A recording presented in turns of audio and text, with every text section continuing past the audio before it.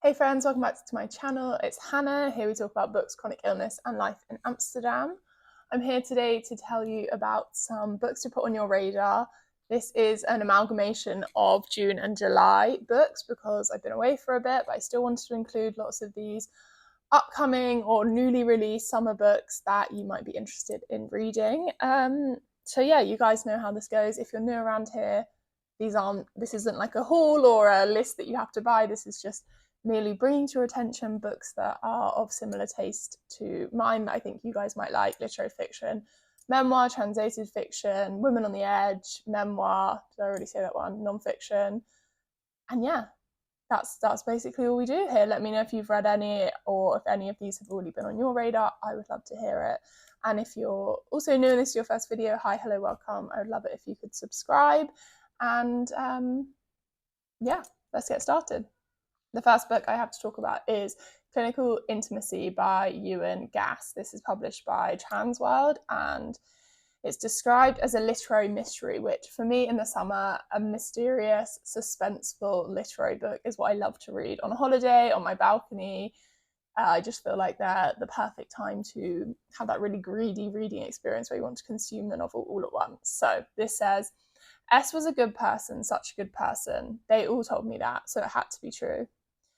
S is unique. It seems that most people think so. His mother, his sister, his best friend, and relative strangers too. In fact, they and others all have much to say in the inquiry into S. When prompted, when a tape recorder is in front of them, clicks, a succession of family, friends, and professional contacts in turn described his shape-shifting charisma. All struggle to account for the enigmatic figure who's wandered through their lives, doing some good things and some bad. Yet as they talk, it all becomes apparent they are not so much as telling his story as they are their own, a common need for love, touch, retribution, closure. Together, the tissue of voices reveals the complexity of care. These intimate snapshots charting the relations of one ordinary yet extraordinary man and the emotional conditions and moral consequences of a life served in service to satisfying others. I like the setup of this book. It sounds like it's going to be through transcription format of all these different people who knew this one person S, and sort of perhaps how the way he appeared differently to them throughout their experiences of knowing him. So intriguing. Okay, another summer read, but for a very different reason. This is Trust and Safety, published by an author duo, Laura Blackett and Eve Glyman. This is published by Verve, and it sounds like a quite funny, queer saga type story that's not too heavy on the brain cells, but could be a lot of fun. It says, newlywed Rosie has grown disenchanted with New York. Inspired by Instagram ads, she's looking for the rural life upstate, one full of beauty and authenticity. Willing to do anything for Rosie's happiness, her tech bro husband Jordan acquiesces to her vision for the future, and they offer, well, above the asking price, on a beautiful fixer-upper in the Hudson Valley. But when Jordan loses his job on the day they close the deal, the couple are forced to rent out the property's dilapidated outbuilding. Enter Dylan and Lark, an incredibly attractive and handy queer couple who offer to rent the building and help Rosie and Jordan with repairs. They're living the life Rosie has envisaged for herself. Hand-built furniture, herbal tinctures, guinea hens, and hand-dyed linens. And Rosie grows increasingly infatuated with their new tenants, with the Model-esque, especially with the Model-esque and charismatic Dylan, much to Jordan's increasing distress. Yeah, intriguing. I love a sort of, it reminds me of, who is that book? Late in the Day by Tessa Hadley. Like, I love a two couples dynamic that are perhaps strangers and meet together and get entwined with one another. I always find that quite interesting. And it says it's meant to be funny, millennial sexual politics under late stage capitalism, gay, straight, cis, trans alike, read for filth and look no further. So yeah, it sounds like it might be not suitable for work, as they say. But yeah, could be a fun time. Next up is Plaything by B. Seton. B. Seton wrote Berlin, which was a book I read earlier last year, I think, and it was like a suspenseful literary book, and I think this plays with the same themes, but we'll see. It says, Anna's new life in Cambridge is full of promise. She's the top student in her PhD cohort. She's got great friends and has met an exhaustingly attractive man. But a little something is off. Perhaps it's the routine of violence in her lab work with animals or something to do with her boyfriend's icy reserve. But there's a menace hiding beneath the Cambridge dream. When Anna and Caden's life becomes tightly entwined, her obsession with Caden's seemingly ever-present ex-girlfriend reaches a dangerous pitch. How far will she go to satiate her curiosity? Oh, love a raging ex-girlfriend. Again, perfect summer, thrilling, compulsive, strange, it's described as. So those are all ticks for me. A book I saw in a bookshop just yesterday, so I think it came out last week, is published by Footnote in the UK, I believe, and it's called The Coin by Yasmin Zahir.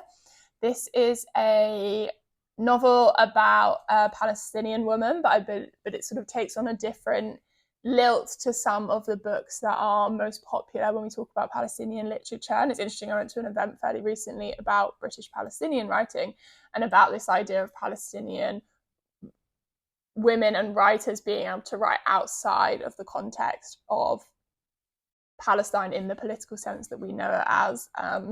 So yeah, I think this sounds quite fascinating, particularly from a class point of view, but I will tell you what it's about. It says a young Palestinian woman is unraveling as she teaches in New York City middle school, caught up in a scheme reselling Birkin bags as she strives to gain control over her body and mind. The Coin's narrator is a wealthy Palestinian woman with an impeccable style and meticulous hygiene, and yet the ideal life remains just out of reach. Her inheritance is inaccessible. Her homeland exists only in her memory.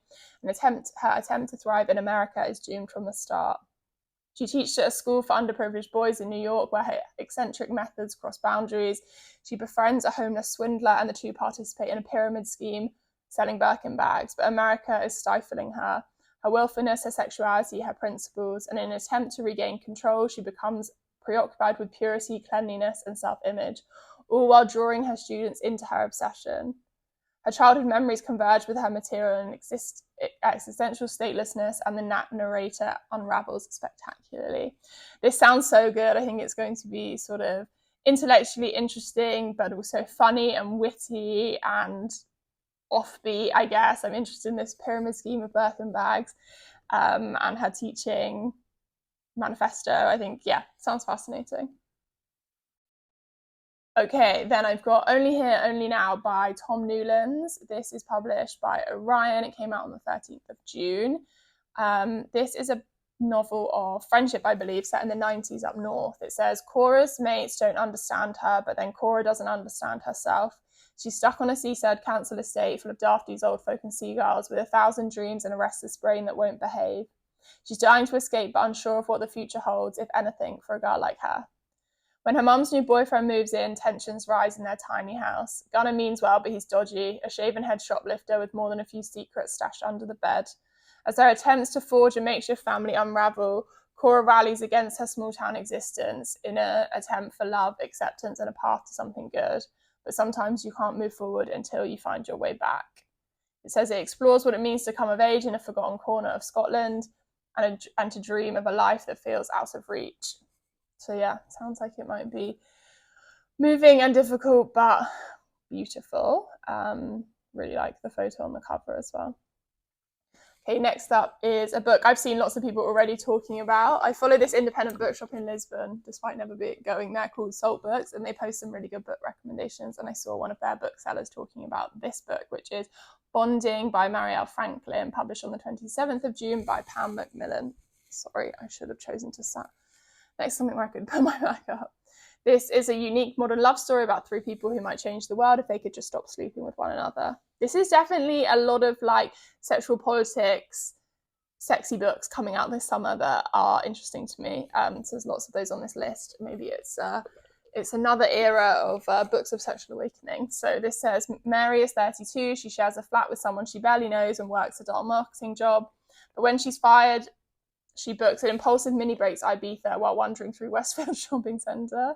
On holiday, she meets Tom and gets so high she can't remember even sleeping with him. So back in London, she's contacted by Lara, a woman from her past, someone she used to have a relationship with. Lara works for an innovative dating app with people seeking non-traditional relationships. So she offers Mary exactly what she needs, a job.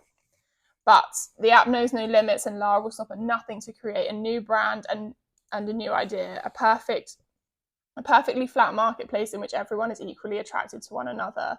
So much so that when the antidepressant drug Exacta that Tom is working on starts to be taken in higher doses at these parties, Lara lets the controversy go viral. Very intriguing. Sounds like it might have some of that wellness element that I read earlier at the start of the year of. And I think this is also a theme we're seeing because I read another book. What was it called? Something about fruit. Fruit of the Dead by Rachel Leon, I think. I think we're seeing this idea, this dystopian sprinkled into some of our literary fiction, particularly around like pharmaceutical and drugs and biohacking. And it's almost like a new version of fantastical elements of writing that's sort of future focused instead of historical focused. I think it's quite interesting. This book I picked up twice in bookshops just because I think the cover's so striking. This is Scaffolding by Lauren Elkin. It was published on the 13th by Random House. This is the story of two different couples living in Paris. It's a dual timeline story between the 70s and 2019. So it says in 2019, Anna, a psychoanalyst, is processing a recent miscarriage.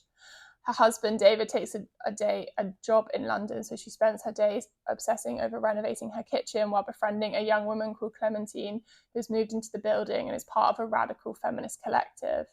Meanwhile, in 1972, Florence and Henry are also redoing their kitchen. Florence is finishing her degree in psychology while hoping to get pregnant, but Henry isn't sure he's ready for fatherhood. Both couples face these challenges of marriage, fidelity, and pregnancy. The characters and their ghosts bump in and weave around one another, not knowing they all inhabited the same space. A story of bonds that we create with people and the difficulty of ever severing them, about the ways the people we've known live on in us and how homes we make hold communal memories of the people and the stories that have been there before. Yeah, I don't know why this really intrigues me. I love a book set in Paris, and particularly I love a like recent dual timeline, because often a lot of the dual timeline novels we find are like, 100, 200 years difference, which I don't really read older books. I don't really enjoy those books set in like, the 1800s, 1700s and earlier. So yeah, I really like that this is more recent, but still a dual timeline. Okay, next up is Early Sobrieties by Michael Degler. This is published on the 27th of June by Cornerstone. This sounds really interesting to me because it's all about alcoholism and sobriety, but it sounds like it might be, I don't know, it just sounds intriguing. It says, Dennis Monk is about to spend his first summer sober. At 26, he's ready to rejoin sensible adult life, but when he needs stability, his uptight parents kick him out into the world of couch surfing. Everything around him has changed, and everyone he knows seems to be doing better than he is. At every street corner, former classmates, estranged drinking buddies, and prospective lovers threatened to burst the bubble of his recovery, and he's about to learn the difference between getting sober and staying sober in this new world. So yeah, not much really to note on that. I just think it sounds like an interesting premise, and particularly, yeah, just sounds interesting, I guess. This one sounds particularly dark. I don't know if I will be reading this anytime soon, but I know it's one I think my boyfriend will really enjoy and some of my friends. This is Silverback by Phil Harrison, published on the 20th by Little Brown. It says it's a murder mystery and a nottingly impressive portrait of the peculiarly Ulster form of masculinity. So it says, in a Belfast courtroom, Robert Rusting is on trial for the murder of his father, a former loyalist hard man. On the jury is James, a middle-aged surgeon in search of meaning in the hushed rooms of justice, inexplicably drawn to this young man before him. After the trial, he can't quite return to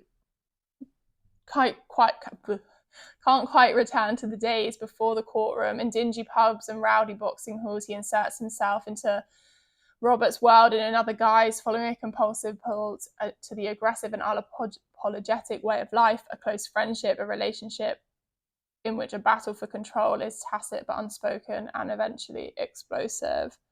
So it says it's a novel about the fine line between fragility and violence and the complications of masculinity. I love a book about toxic masculinity, particularly if it's inspected with enough sort of gravitas and nuance to it. And obviously this being in the Northern Irish setting, I think will bring up a lot of those themes with interest as well. But I think it's going to be, quite violent. So sometimes I'm not in the mood to read such books, but I love the cover and the title together. I think it's really sick. Okay.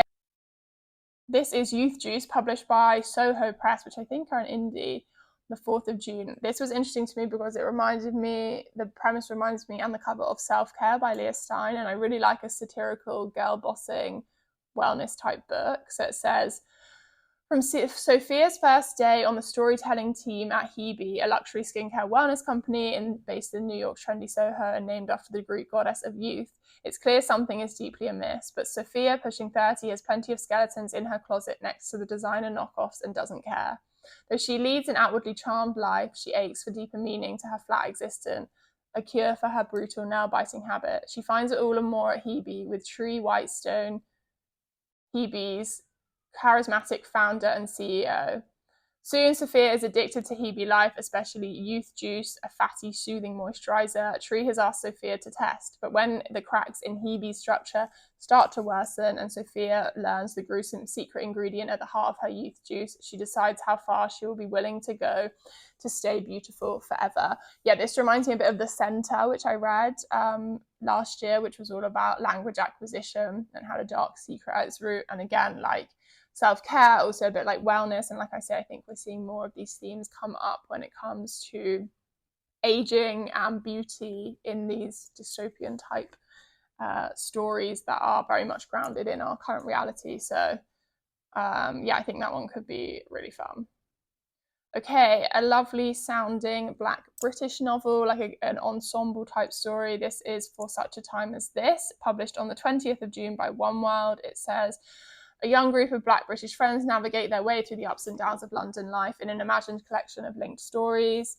Meet Nia and Jonathan, Gabby and David, Mimi and Ife. It's 2020, they're young and smart and part of a tight friendship group who want to make the most of every day, and then their lives are about to change forever. The tingling excitement of a new relationships, the challenges of online dating, isolation, of COVID-19 and racism in the workplace, these stories burst with romance and friendship, a story and snapshot of relationships and moments. This just sounds, yeah, I don't know, really beautiful. I love it. Interconnected short stories, reappearing characters in that ensemble format, I think could be really, really great. This one I picked up in a bookshop the other day because a girl in front of me was holding it, but I didn't end up buying it. This is Everyone I Know Is Dying by Emily Slapper. Sounds like a pretty typical, I guess, like millennial woman on the verge, sad girl lit type book. But like I say, it also has those themes of sexual politics, which I think is appearing a lot in the novels, particularly on my radar this summer. This says, when she's having sex with her boss, Iris likes to have the lights on so she can see how much younger she is than his wife. She likes watching her colleagues eat unhealthy lunches when her stomach aches with emptiness. She likes coasting at work knowing she's going to land that big promotion anyway. So why, when it arrives, does she find herself sprawled on the hallway, crying uncontrollably? Why is it, instead of a sense of triumph, does a crippling depression threaten to overwhelm her? Why does the safety and support of her family and friends feel so suffocating? And why, torn between her flatmate George, good, kind, reliable George, and cold, indifferent Patrick, does she only seem capable of making choices that cause her pain? Definitely been in the mood for more books like this recently. I definitely burnt myself out on them, like Luster and Cleopatra and Frankenstein, like all those books that were popular like 18 months ago. But I feel more in the mood for these recently just because they're so easy to read and like a bit mindless. So that's probably one I would pick up on my Kobo. Okay, next up is True Love by Paddy Crew. This was published on the 4th of July by Doubleday. This is set, I think I muddled this one with the other book by Tom Newland that I talked about earlier, because there's also an author called Tom Crew who wrote a completely different book. And I think I muddled these together for that reason. This is a book about friendship set in the north of England. That other one was set in Scotland. It says Keely, it's the 1980s. Finn and Keely are growing up. Keely is a fighter. Even in the face of loss, she strives to find connection, but she's not always searching in the right places. But Finn is quiet, distant, and sensitive. He spends his time alone, but yet deep down wants to find the thrill of relating to others. When these two finally meet, everything has changed. Love, with all its attendant joy and cost, is thrust upon them, and each must decide, will they bend or break under its pressure? A story of the trials of youth, the bonds of family, and how much we are willing to risk to have ourselves be seen. Yeah, I think that sounds like it could be really beautiful. Okay, this one is The Last Sane Woman, a novel by Hannah Riegel, published on the 2nd by Verso. I think I can tell just by the cover and the vibe that this is going to be quite plotless. I feel like just like Lost Woman in her own thoughts monologuing kind of vibe. It says, Nicola Long is a few years out of her fine art degree, listless and unenthusiastically employed in London. Is everyone in London unenthusiastically employed? From the state of these books, it would appear so. She begins to spend hours in her small, underfunded archive dedicated to women's art. There she discovers one side of the correspondence beginning in 1976 and spanning a dozen years, written from one woman, a ceramics graduate, uncannily like Nicola, to a friend living in a contrasting and conventionally moored life. As Nicola moves on, and as she reads on, an acute sense of affinity turns into obsession. She abandons one job after another to make time for the archive, and a litany of coincidences in the letters becomes uncanny. Her feeling of ownership begets a growing dread. Should she be afraid of where these letters are leading? I like this has actually perhaps more of a mysterious element to it than I assumed. So it could be a little juicier, but I love the cover and the photo, and yeah, I think it would just be like a good palate cleansing type read. Okay, Anyone's Ghost by August Thompson, published by Picador. I've heard a few people talking about this online already. I think this is about a older, like a age gap relationship, friendship between two young men. So it says, the lonely life of 15-year-old Theron David Alden is transformed when he meets Jake, older, cooler, more confident, and startlingly beautiful. Jake likes the same bands, the same drugs, and the same drive to oblivion. Over the course of 2 decades, they get high, drift apart, are brought back hurling together until a final collision tears them apart forever. Theron wants Jake, he wants to be Jake, but is Jake brave enough to want him back? I really like the idea of this being set over such a long period of time, over those 20 years, and sort of those people that sort of drift in and out of your life, those kind of toxic relationships you can't seem to get rid of. Okay, another queer love story that I think I would like to read on my Kobo, again, like a bit of a easy, breezy summer read. This is Misrecognition by Madison Newbound.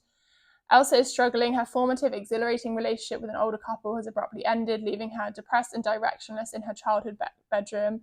In the relationship's wake, she scrolls aimlessly on the internet in search of meaning. Faithfully, her screen provides a new obsession, a charismatic young actor whose latest feature is a gay love story that illuminates Elsa's crisis, and then, as if she conjured him, the actor arrives in her hometown with an entourage of fellow actors, writers, and directors for the annual theatre festival, where she is hired at one upscale restaurant in town. She finds herself thrown into the crowd who are contacted with the actor and his circle.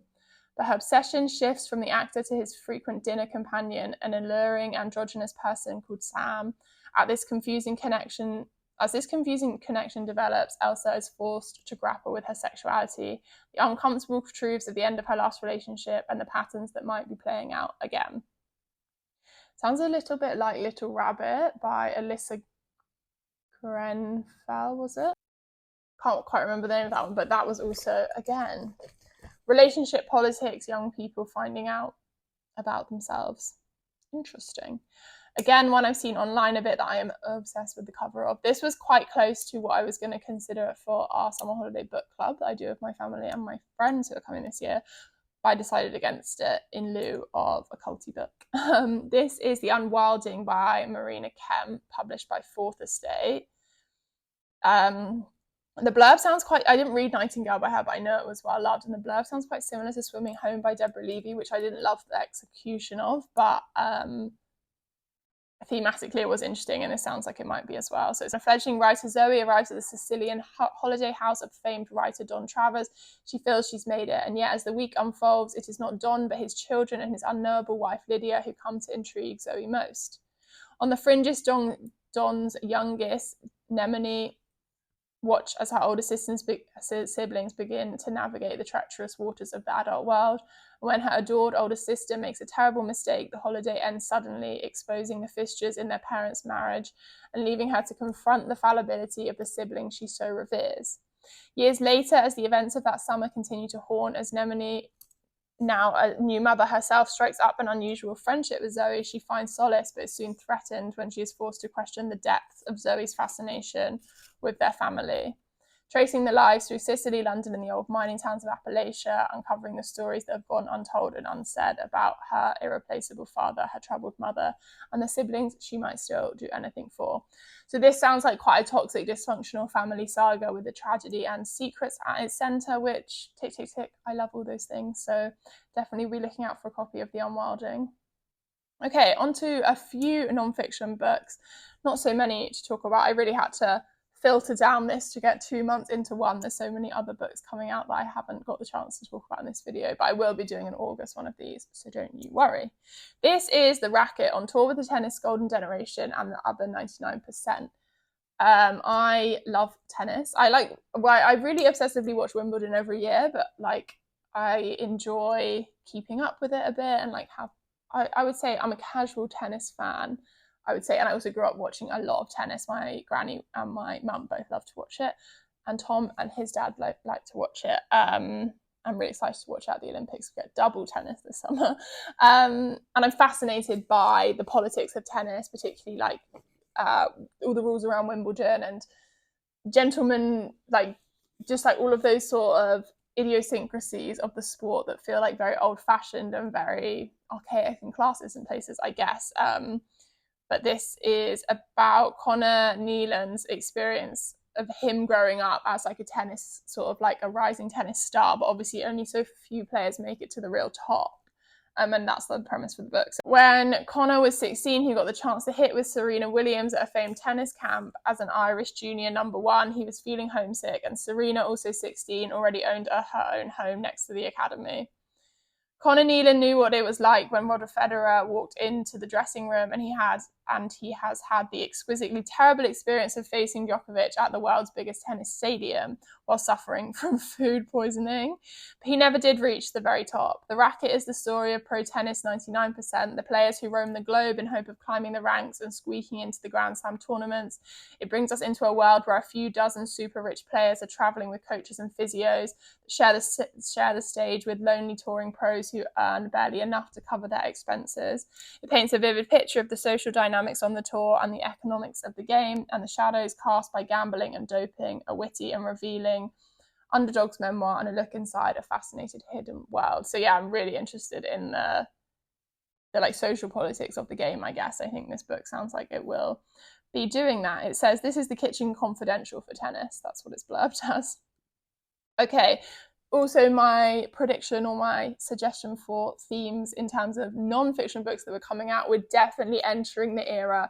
We had Bad Blood, we had Empire of Pain, we had those sort of like big white collar criminal stories coming out, and now I think we're entering the era of like crypto stories and hacking stories that are going to start taking over as the big non-fiction titles when it comes to true crime. I don't really think it's like the same as true crime, but like the same as white collar crime, I guess. I feel like we're moving away from the pharmaceutical and we're into the very techie. So this is My Glorious Defeat, Hacktivist Narcissist Anonymous, a memoir by Barrett Brown. This was published by FSG in the US on the 9th. So it says Barrett Brown went to prison for 4 years for leaking intelligence documents, and he was released into Trump's America. This is his story. After a series of escapades, both online and off, that brought him in and out of 4chan forums, the halls of power, heroin addiction, and federal prison, he's a free man. He was arrested for his part in an attempt to catalogue, interpret, and disseminate top-secret documents exposed in a security lapse by the intelligence contractor Stratford in 2011. An influential journalist who was also active in the hacktivist collective Anonymous, Brown recounts exploits from a life shaped often by self-destructive drive to speak truth to power. With wit and style, powerful anger and conviction, he exposes the incompetence and injustice that plague media and politics, reflecting on the success or failure of the transparency movement, and shows a way forward in harnessing digital communication for collective action. I don't know, because this is written by him, and he's obviously like it's about his life and his experience as a hacker and part of Anonymous. I don't know if it's going to be a bit self-serving, I guess. Like, that's only my suggestion from the blurb, but I do think it could be fascinating, even if self-serving, because that, you know, is commentary in and of itself. So probably would love to pick this one up on audio. Shifting gear quickly, there is a couple other books about tech coming up, but this is Storm Pegs, A Life Made in Shetland by Jen Hadfield, published on the 11th by Picador.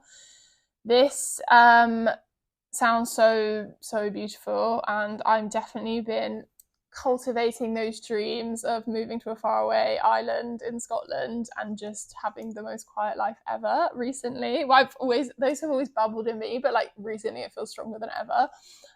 So this says, in her late 20s, celebrated poet Jen Hadfield moves to the Shetland archipelago to make a life anew, a scattering of islands in the northernmost point of the UK, frequently cut off from the mainland by storms. It's the place of Vikings, of myth, of ancient language, old customs, breathtaking landscapes, and violent weather has long fascinated travellers who are seeking the edge of the world. These islands are known for their isolation and drama, but here they are teeming with life. Rare seabirds blow in from the Atlantic Gale, seals and dolphins visit the beaches, and wild folk festivals carry the residents through long, dark winters. She found a close-knit community of neighbours always willing to lend a boat or build a creel of women wild swimming in the star-spangled winter seas. Over the 17 years as bright summer nights gave way to storm-lashed winters, she learns new ways to live. I really like that she's taken this long to write this story, and it sounds like embedded herself in the community instead of the sort of more perhaps optimistic or naive social media takes we get on cottagecore life, I guess, in a way. I think this sounds like it will be rich and detailed because of the length of time she has lived there. This book is intriguing to me, even not as I'm not a massive Joan Didion stan, but the premise of this sounds fascinating to me. This is called The Uptown Local, Joy, Death and Joan Didion. As an aspiring novelist in his early 20s, Corey Leadbeater was presented with an opportunity to work for a well-known writer whose identity was kept confidential.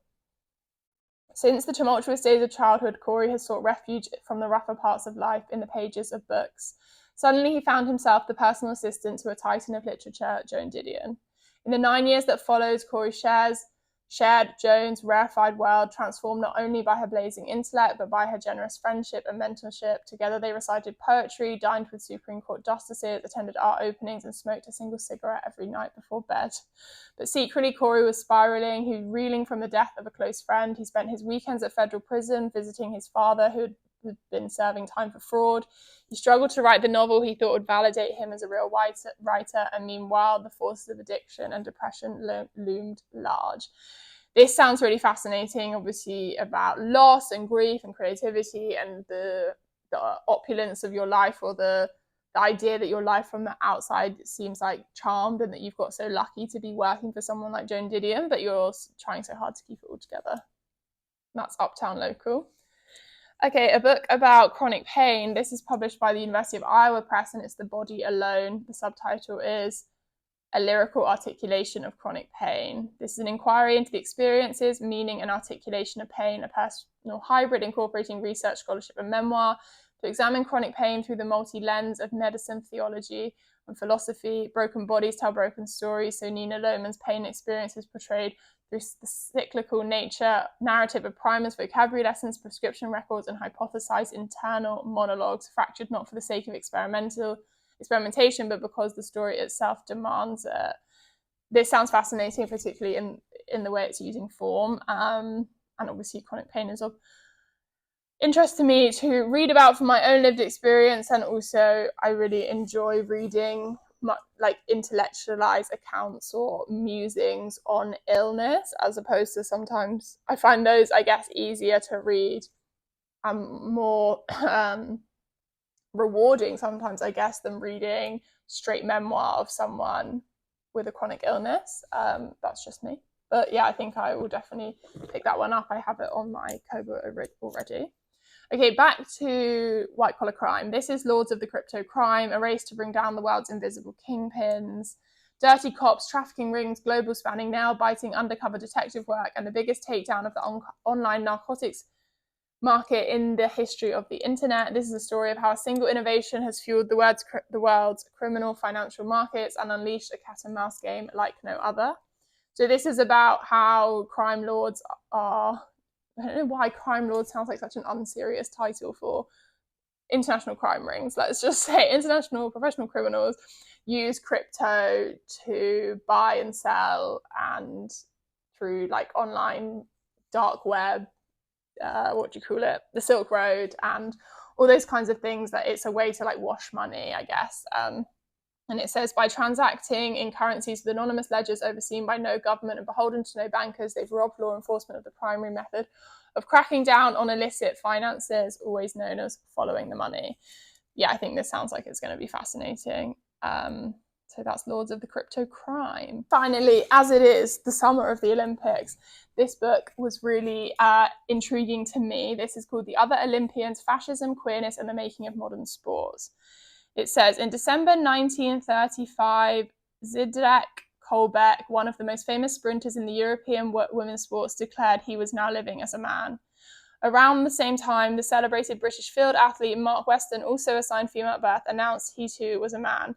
Periodicals and radio programs around the world carried the news and both became global celebrities. A few decades later, they were all but forgotten, and in the wake of their transitions, what could have been a push towards equality became instead, through the confluence of bureaucracy, war and sheer happenstance, the exact opposite, and all too now familiar panic around trans, intersex and gender non-conforming athletes.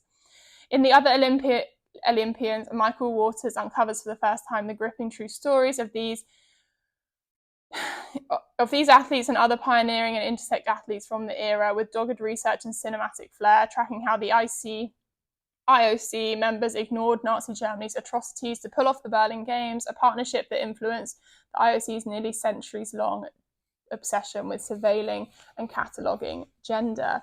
That whole combination, particularly around Nazism and gender and like bodies, sounds really, really fascinating. So yeah, that is The Other Olympians. And those are all the books I have to tell you about for Summer Radar. Let me know if you're going to read any of these or if you've heard of them before. I would love to hear from you, and I'll see you all in the next one. Bye.